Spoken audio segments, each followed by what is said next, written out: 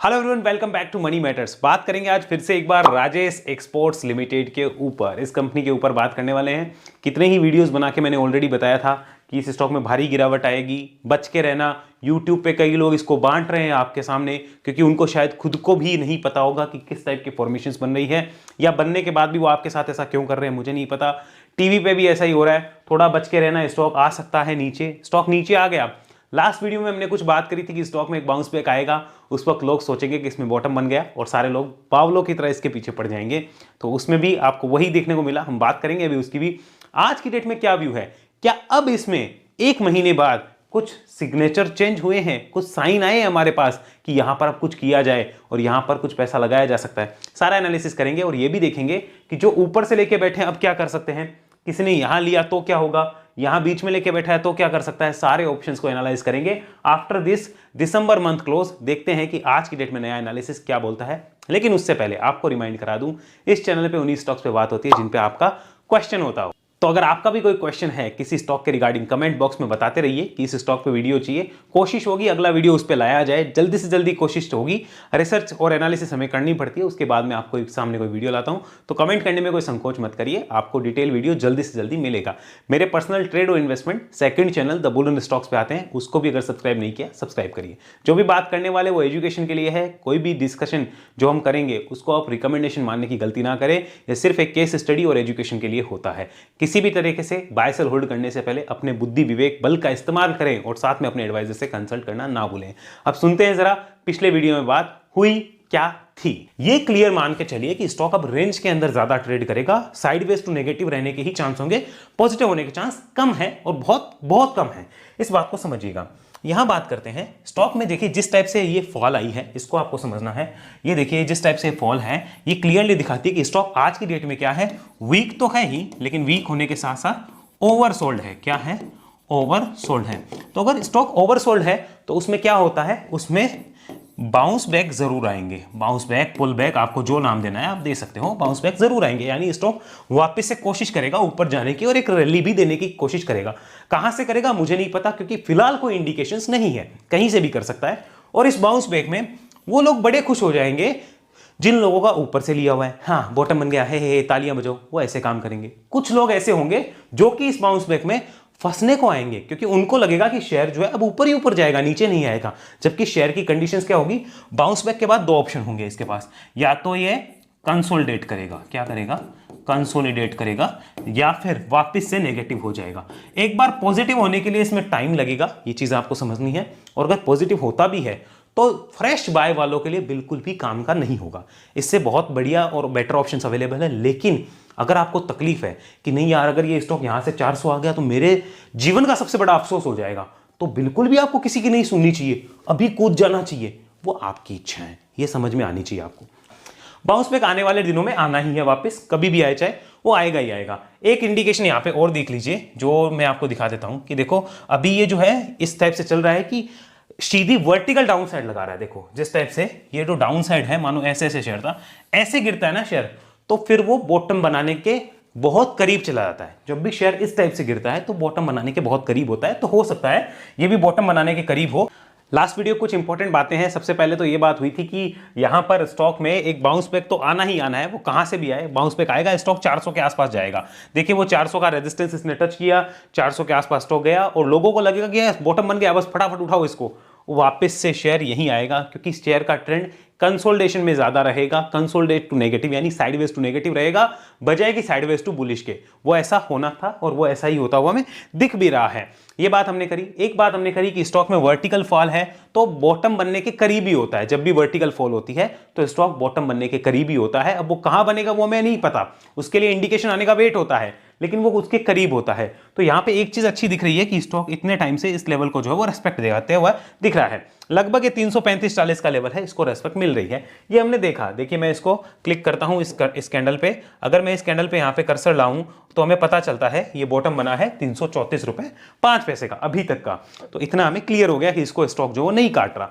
अब हम देखेंगे कि आज की डेट में किया क्या जा सकता है। तो हम सबसे पहले एनालाइज करते हैं यहां पर इसके पूरे मंथली चार्ट्स को कि इतने सालों का मंथली चार्ट क्या बोलता है। देखिए ये स्टॉक बहुत अंडर परफॉर्मिंग स्टॉक रहा है, इसने इन्वेस्टर्स को कोई रिटर्न नहीं दिया है, मैं आपको फ्रैंकली बता दूं। ये उन्हीं भाव के आसपास, देखो इन भाव के आसपास जो था वो 2015-16 में आया था। उसके बाद कोई खास रिटर्न इन्वेस्टर्स को नहीं मिला। ये थोड़ा थोड़ा ऊपर जाना, ये करना, ये कोई रिटर्न नहीं होता है, ये टाइम पास होता है, वो ट्रैप करना होता है। ऐसा ये कोई रिटर्न इसने नहीं दिया था, ये ध्यान में रखिए। इस कंपनी का अगर ओवरऑल देखा जाए तो पिछले कई सालों से रिटर्न जो है वो शून्य है, कोई भी रिटर्न नहीं है। अगर इसको आप ध्यान से देखो 2015 से, तो रिटर्न कुछ भी स्टॉक ने नहीं दिया है, इस बात को ध्यान दो। अब स्टॉक ने इस बीच में देखिए 43%, 49%, 47%, 50% तक की यहां तक की गिरावटें करी थी। अब कितना टूट गया, आओ इसको हम चेक करते हैं। राइट नाउ जो गिरावट हो चुकी है, अगर उसको हम चेक करने जाएं तो हमें पता चलेगा कि ये गिरावट 68% की हो गई है अपने हाई से। ये बिगेस्ट है, ये देखिए 68% की ये जो है ये फॉल हो चुकी है अपने हाई से। स्टॉक टूट चुका है, यानी इन्वेस्टर्स को इसने दिया तो कम और लिया उल्टा ज्यादा है। इन्वेस्टर्स को परेशान किया है, जो स्विंग खेल रहे हैं उनको यहां पे अच्छा रिटर्न मिला है स्टॉक की तरफ से। तो जो इन्वेस्टर है उनको कुछ नहीं मिला, इतना हमें क्लियर हो रहा है। और स्पेशली इस कंपनी में हाई पे तो इन्वेस्ट होना ही नहीं चाहिए, ये इस कंपनी ने बताया है। अब मंथली चार्ट पे एक अच्छी चीज पता है क्या लग रही है? अच्छी चीज ये है कि इस बड़े सेलिंग प्रेशर के बाद में, इतने बड़े सेलिंग प्रेशर के बाद में स्टॉक ने ये जो पिछले मंथ का जो लो था, यहां पर नवंबर मंथ का ये जो लो था 334, इसको पूरे दिसंबर महीने रेस्पेक्ट करी और नहीं काटा। ये अच्छा साइन है। लेकिन क्या इसका मतलब शेयर ऊपर जाएगा? जी नहीं। उसके लिए अब मंथली चार्ट पे जो मेरा पहले लेवल 510 का था वो शिफ्ट होके हो गया है 455 रुपीस। 455 के ऊपर आएगा अगर स्टॉक, तो क्लियर हो जाएगा कि यहां पे बुलिश ट्रेंड बन सकता है। क्यों आखिर 455 ही क्यों? इस लेवल का इसका लॉजिक हम समझते हैं। आइए वापस चलते हैं, चार्ट को मिनिमाइज करते हैं यहां पे जूम आउट करके। अब ध्यान से देखिएगा, ये जो रेंज आपको दिख रही है, ये वाली जो रेंज आपको दिख रही है, इस पे पहले क्या था? एक बड़ा सपोर्ट बना हुआ था। और देखिए इसी लेवल पे क्या बना हुआ है, अब एक रेजिस्टेंस हो गया। तो अगर आपको वापस बुलिश होना है तो आप इस टेरिटरी में वापस एंटर कर जाइए। तो इसका मतलब मैं कहां खरीदूं उसकी बात हम बाद में करेंगे, उसको खरीदने बेचने को बाद में, पहले ट्रेंड को देख रहे हैं। ट्रेंड कब बुलिश होगा? तो ट्रेंड बुलिश होगा 455 के ऊपर। यहां पे लिख देते हैं TB. TB mean trend bullish हो जाएगा। इस बात को नोट डाउन करना है तो आप कर सकते हो। राइट नाउ ट्रेंड और खराब हो सकता है अगर 334 के नीचे जाता है स्टॉक, तो और खराब होगा। This is the monthly chart, यहां पे हमें ये एक्सप्लेनेशन मिल चुकी। आइए वीकली चार्ट देखते हैं, फिर बात करेंगे करना क्या है वो भी देखेंगे। वीकली चार्ट पे देखो मैं क्या कह रहा हूं आपको, एक अच्छी चीज हो रही है कि स्टॉक और नहीं टूट रहा, देखो कंसोलिडेट कर रहा है। क्योंकि ये वर्टिकल डाउन साइड थी, उसके बाद कंसोलिडेशन हो रहा है।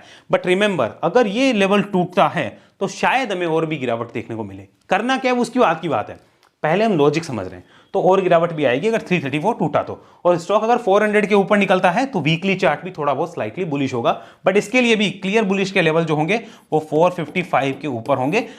तब आपको क्लियर इंडिकेशन होगा कि स्टॉक में एक जो है वो यहां पर अच्छा तेजी बनने का संकेत आ सकता है, या फिर ये आउट ऑफ बेयर्स ग्रिप हो गया है। तो आउट ऑफ बेयर्स ग्रिप 455 के ऊपर होने वाले हो। ये हमारे सामने वीकली चार्ट जो बोलता हुआ नजर आ रहा है। नाउ देखते हैं कि डेली चार्ट क्या बोलता है। Look at the daily chart. ये हमने आपके सामने यहाँ पे प्रेजेंट किया डेली चार्ट। डेली चार्ट में यहाँ पे लाइन लगी हुई है साथ में 200 दिन के मूविंग एवरेज की। तो मूविंग एवरेज से बहुत दूर चल रहा है। देखिए स्टॉक जो है इन लेवरेजेस को बार बार जो है रेस्पेक्ट देता हुआ यहाँ से नीचे ही चल रहा है, अभी तक इसके नीचे चल रहा है। तो अब ये बहुत ज्यादा नीचे तो चलेगा नहीं, बाउंस बैक आना कंपल्सरी है। रीजन इज ये ओवरसोल्ड हो चुका है। क्या हो गया है? This is oversold. तो ओवरसोल्ड हो गया, इसका मतलब खरीद लूं क्या? फटाफट खरीद लेता हूं, हाँ कल प्रॉफिट कमाएंगे इसमें। ऐसा भी नहीं है। ओवरसोल्ड का मतलब होता है या तो स्टॉक कंसोलिडेट करता है, या फिर बाउंस बैक लेता है, या फिर बाउंस करता है। तो अब उसको कंसोलिडेशन के साथ में बाउंस मिल जाए तो वो बेस्ट कॉम्बिनेशन। ये देखो बाउंस कर करके कंसोलिडेट कर रहा है, तो ये बेस्ट कॉम्बिनेशन होता है। इसमें पैसा नहीं बनता है बड़ा, सिर्फ छोटे छोटे स्विंग्स बनते हैं, ध्यान में रखो। तो ओवरसोल्ड है इसका मतलब ये नहीं कि छपक लिया फटाफट से। हाँ इतना कंफर्म है, ओवरसोल्ड में बेचा नहीं जाता, ये कंफर्म हो जाता है। तो राइट नाउ हमने इन चीज़ों को देखा और समझा। फंडामेंटली देखिए इस कंपनी का जो टोटल डाटा है पुराने वीडियोस में देख लीजिएगा, वहाँ सब कुछ एक्सप्लेन है। वापस इसका मंथली और वीकली चार्ट करते हैं, देखते हैं कि करना क्या है, ताकि हमें पूरी पिक्चर जो वो समझ में आए कि कर क्या सकते हैं। तो यहाँ पर अगर हम देखने जाएं तो कुछ बदलाव हुए हैं क्या? सिर्फ इतना ही बदलाव है कि यहाँ पर कंपनी में कंसोलिडेशन हो रहा है और खड़ी हो गई कंपनी। लेकिन इसका मतलब ये है कि फंडामेंटली कुछ चेंज हो गया, बहुत बड़ा कुछ चेंज होने वाला है, ऐसा बिल्कुल नहीं है। तो हम क्या कर सकते हैं? चलिए कन्वर्ट करते हैं मंथली चार्ट को, देखते हैं कि किया क्या जा सकता है। चलिए ये हमने कन्वर्ट किया। मैं मानता हूं कि अगर मैं ऊपर से ऑलरेडी इन्वेस्टेड होता, इन्वेस्टेड मैं यहाँ पे लिखता हूं इन्वेस्टेड, कहां से? ऊपर से। मैं मानता हूं मैं कहीं से भी इन्वेस्टेड होता तो मैं क्या करता हूं, वो मैं आपके साथ शेयर कर रहा हूं। देखिए स्टॉक कितना टूट गया अपने हाई से, 68% टूटा। यहां पर स्टॉक 68% टूट चुका है। उसके बाद में राइट नाउ स्टॉक क्या कर रहा है, कंसोलिडेट कर रहा है। अब मेरे को इसमें बेचने में कोई समझदारी है क्या? मानो मैंने एकदम टॉप पे ही लिया, मेरा 100 रुपया 32 रुपया हो गया, ये मैंने लास्ट टाइम भी बताया था। तो 32 रुपये को निकाल के मुझे वापस 100 करना है तो 3 गुना करना पड़ेगा। कहां से करेंगे, वो तो संभव है नहीं। लेकिन ये 32 का 50 60 100 50 60 65 70 हो सकता है। तो इसका मतलब ये भी नहीं है कि राजेश एक्सपोर्ट यहां से भागेगा, लेकिन ये चीज कंफर्म है कि जब भी स्टॉक में इतनी बड़ी गिरावट आई तो बेचने का कोई सेंस नहीं बनता। उल्टा यहां पे मैं अगर होता और मुझे अगर मिल रहा होता स्टॉक इतना नीचे, तो मैं खाली इतना देखता कि क्या कंपनी बंद होगी क्या? जी नहीं, कंपनी तो बंद नहीं होने वाली है। तो क्या हो सकता है, कंपनी यहां से प्राइस और टाइम वाइज करेक्शन और दिखा सकती है। प्राइस प्लस टाइम वाइज ये टूट सकती है, मतलब यानी हो सकता है शेयर और नीचे चला जाए, हो सकता है शेयर 1-2 साल का टाइम लगा दे, ये हो सकता है। तो मैं अगर इन दोनों को बर्दाश्त कर सकता हूं तो फिर मैं यहां पे एड ऑन डिप कर लेता कि एड ऑन डिप करते हैं, धीरे धीरे एक्यूमुलेट करते हैं, अच्छी कॉस्ट बिठाते हैं और जब मौका मिलेगा तो निकल के जाएंगे। अगर मैं इन्वेस्टेड होता तो, क्योंकि कंपनी बंद नहीं होने वाली, ध्यान रखो, कंपनी बंद नहीं होगी, कंपनी बंद नहीं हो रही है, इस बात को समझना है। हां, अगर मैं फ्रेश इन्वेस्ट करने जाता तो मैं बहुत चीजें सोचता। जब अगर ऊपर हाई प्राइस पे ले ही लिया तो फिर अब बेच के क्या फायदा, अब तो रख लिया तो ये गलती रहनी भी चाहिए पोर्टफोलियो में, ठीक है पड़ी है, कुछ और लेना होगा तो एक्यूमुलेट कर सकते हैं। बात करते हैं यहाँ पे फ्रेश इन्वेस्टमेंट वाले, कि सर कहीं ऊपर भाग गया तो फ्रेश इन्वेस्टमेंट वाले ध्यान से सुनो। क्या यहाँ पर कंपनी का daily, weekly, monthly chart bullish है क्या?